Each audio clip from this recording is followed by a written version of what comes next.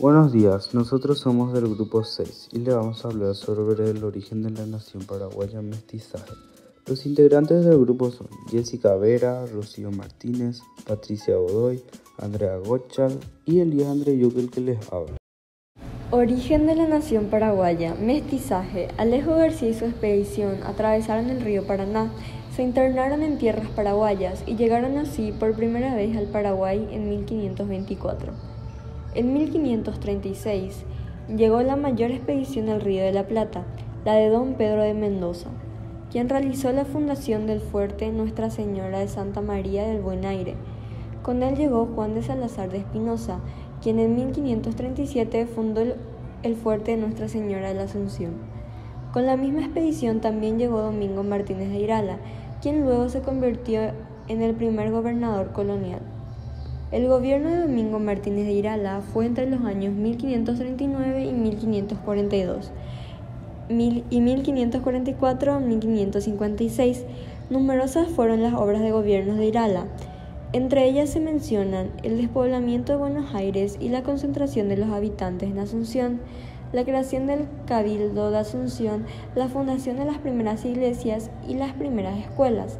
También se puede señalar dentro del gobierno de Domingo Martínez de Irala el proceso de unión de los españoles con las mujeres nativas del Paraguay, formándose el mancebo de la tierra guaraní. Varias versiones sobre el origen de la nación paraguaya. Existen varias versiones de los historiadores acerca de lo que pudo haber sido ese primer encuentro de los españoles y las mujeres nativas del Paraguay. Para la historiadora Margarita Durán Estrago, al comienzo los españoles trataron a los nativos con cierto respeto y se esforzaron por obtener su colaboración en forma amigable. El sistema de reciprocidad familiar aceptado por los españoles al tomar mujeres indígenas les permitió conseguir no solo amantes, sino parientes políticos, que les servían en las tareas domésticas y en el trabajo de la tierra. La contraprestación consistió en promover a los naturales de utensilios de hierro, hachas, anzuelos, cuñas, etc., además de reforzar con sus armas la defensa contra sus enemigos. Telesca, 2010-65. Al inicio, el acercamiento a los españoles fue voluntario, pero luego por la fuerza. Muchos cronistas hablaron del enfrentamiento entre españoles y guaraníes. Al inicio de la conquista, Ulrico Schmid cuenta en sus relatos que mientras Juan de Salazar de Espinosa mandaba construir el fuerte de Asunción, el cacique Lambaré levantaba una defensa para proteger a sus hijas y mujeres. Los españoles sitiaron Lambaré hasta que los carios se rindieron. Después de 3 días de resistencia a los arcabuces enemigos y en señal de sometimiento, entregaron a los españoles mujeres y alimentos. Y para evitar otros levantamientos, los españoles impusieron la carga del trabajo forzado, unido al sometimiento sexual de las mujeres, por medio de alianza con los caciques guaraníes. De esta forma desmiente lo que consideraban el encuentro romántico del español con la mujer guaraní. Gobierno de Irala. Las primeras uniones hispano-guaraní. Cuando los conquistadores europeos llegaron al Paraguay, no tenían conocimiento del valor que se les daba a las mujeres. Ellas se dedicaban a las tareas agrícolas, mientras los hombres realizaban labores de la caza, la pesca, hacían la guerra, entre otros.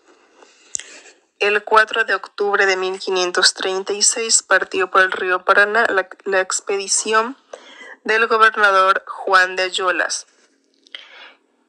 que lograron llegar al río Paraguay, fundaron Asunción y luego Ayolas partió hacia una expedición al Chaco, travesía en la que murió. En su lugar fue electo Irala como gobernador del Paraguay. Irala se enfrentó a innumerables conflictos entre los vecinos de Asunción y los indígenas guaraníes, por lo que estableció alianzas con ellos, generando de esa manera uniones con las hijas de los caciques con el fin de sellar la paz. Es así que a través de las uniones de los españoles con las mujeres nativas del Paraguay se creó el mestizaje. Mestizaje. Los mestizos son el resultado de la unión de los españoles con las nativas. Pronto hubo en el Paraguay una numerosa prole, hijos o descendencia de alguien mestiza, dominados los manceos de la tierra nacidos durante el siglo XVI, quienes constituyeron el plantel principal de la población paraguaya.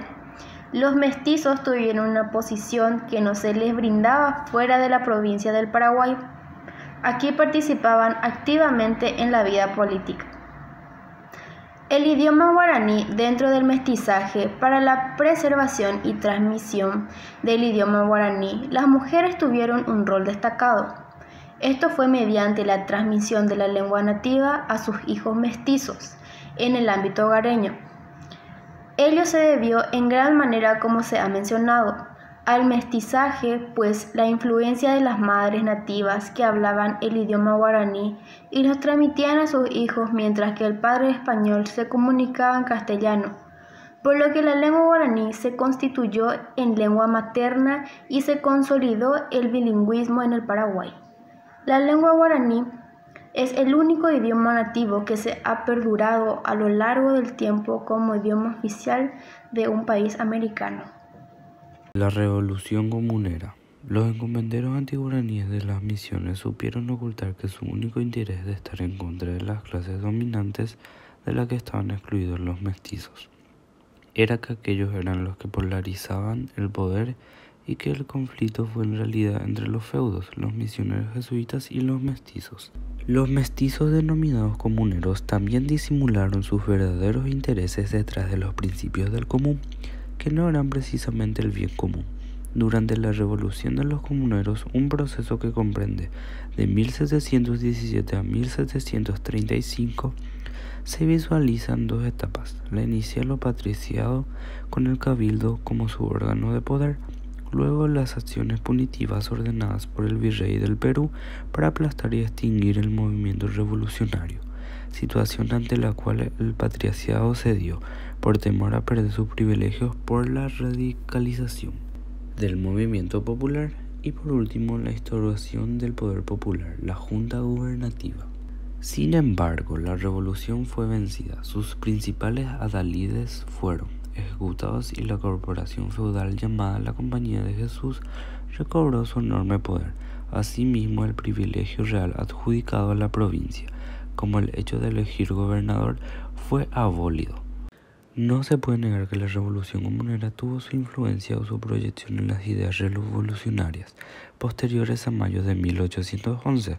Fue como un eco lejano de la lucha libertaria, que en todo momento preconizó que el poder legítimo viene del común, del pueblo por encima de lo real o de la gracia divina.